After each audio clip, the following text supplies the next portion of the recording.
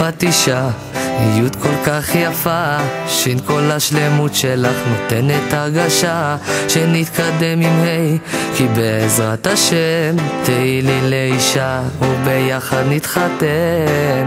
מצפה ממך לשבעה ילדים, לא פחות סגנון, אנחנו דתיים.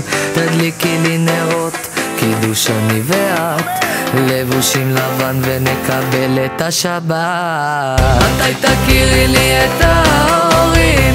יש לנו להיות עוד כמה שנים. את אישה יפה יותר מכל הנשים, אבל מה שווה מלכה אם אין לה מלך לחיים?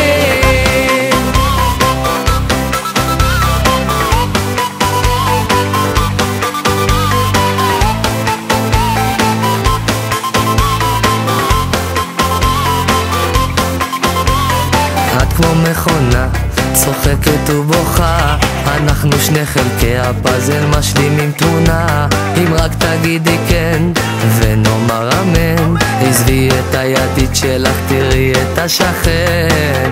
3 שנים את יושבת במרפסת, ילדים למטה משחקים תופסת, ואני חושב רק איך לתפוס אותך, רוצה רק להשלים את החצי החסר שלה. מתי תכירי לי את ההורים? יש לנו להיות עוד כמה שנים. את אישה יפה יותר מכל הנשים, אבל מה שווה מלכה אם אין לה מלך לחיים? מתי תכירי לי את ההורים? יש לנו להיות עוד כמה שנים. את אישה יפה יותר מכל הנשים, אבל מה שווה מלכה אם אין לה מלך לחיים?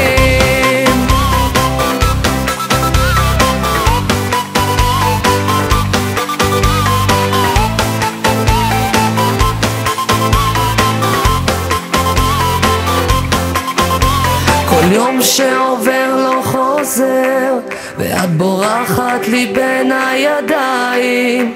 כשקר לך אני מחמם וחושב רק עלייך. כל יום שעובר לא חוזר, ואת בורחת לי בין הידיים.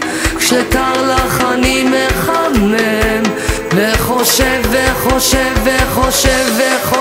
רק מתי תכירי לי את ההורים? יש לנו להיות עוד כמה שנים. את אישה יפה יותר מכל הנשים, אבל מה שווה מלכה אם אין לה מלך לחיים?